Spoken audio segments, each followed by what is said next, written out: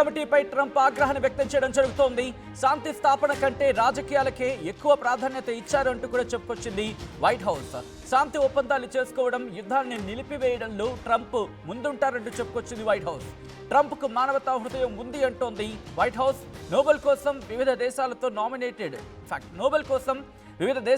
Nominate చేయించుకున్నాడు అధ్యక్షుడు Trump. 8 యుద్ధాలు ఆపారంటూ గొప్పలు చెప్పుకున్న ట్రంప్కి సంబంధించిన ప్రస్తుతం బిగ్ బ్రేకింగ్ న్యూస్ చూస్తున్నారు. చివరి నిమిషంలో రష్యా మద్దతు ఇచ్చినప్పటికీ నోబెల్ శాంతి బహుమతి దక్కలేదు. వెనిజులా పార్లమెంటు సభ్యురాలు మారియాకు నోబెల్ శాంతి బహుమతి దక్కింది. ప్రజాస్వామ్య హక్కుల పరిరక్షణ కోసం కృషి చేస్తున్నారు మరియా.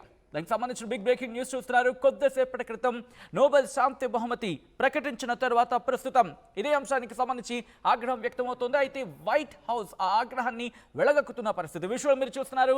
స్టీవెన్ ఆయన ట్వీట్ చేయడం జరిగింది కొద్దిసేపటి క్రితం. వైట్ హౌస్కి సంబంధించి మరి ముఖ్యంగా ప్రెసిడెంట్ ట్రంప్కి అసిస్టెంట్ ఈయన, అలాగే డైరెక్టర్ ఆఫ్ కమ్యూనికేషన్ వైట్ హౌస్కి సంబంధించి. సో ఈ నేపథ్యంలో ఈయనేమంటున్నాడు ఒకసారి చూసే ప్రయత్నం చేయండి.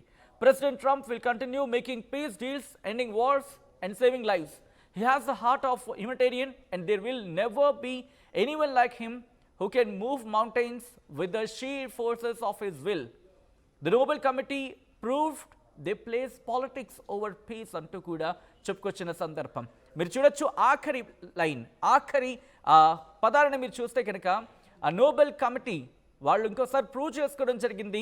శాంతి కన్నా రాజకీయాలకి వాళ్ళు అక్కడ ప్రాముఖ్యత లేకపోతే దానికి సంబంధించి స్థానం కల్పిస్తారు అని అంటూ కూడా చెప్పుకొచ్చిన సందర్భం.